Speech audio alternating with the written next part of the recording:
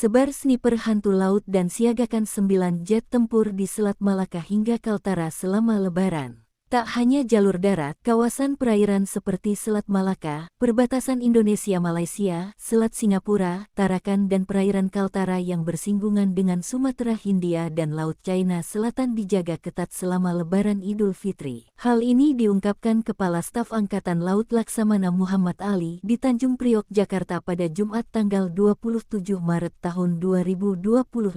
Menurut Laksamana Ali, TNI AL akan memperkuat patroli pengamanan di perairan perbatasan untuk mencegah upaya penyelundupan ilegal selama momen libur Lebaran Idul Fitri 2025.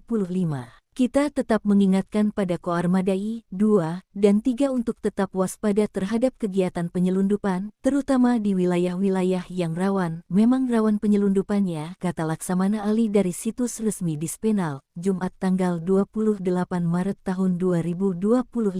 Ali mengatakan, ada 3 wilayah yang menjadi fokus peningkatan patroli oleh TNI AL, yaitu di Selat Malaka, Selat Singapura, dan di sekitar perairan Tarakan, Kalimantan Utara. Itu kita tetap waspada, unsur patroli tetap berlangsung, ungkapnya. Kemudian, untuk pengamanan mudik TNI AL membantu Polri dengan menyiapkan 2 batalion di masing-masing yakni Pasmar 1, 2 dan 3. 2 batalion kita siapkan untuk membantu polisi dalam pengamanan operasi ketupat dari Jakarta dan Surabaya yang paling banyak, ujar Ali. Sementara itu, di daerah-daerah sektor operasi juga tetap melakukan penyekatan seperti di Papua dan penyelundupan yang dilakukan pihak OPM. Kita tetap melaksanakan operasi penyekatan, jelasnya. Sementara itu, Panglima TNI Jenderal Agus Subianto mempersiapkan 66.714 personel untuk membantu Polri mengamankan arus mudik Lebaran 2025.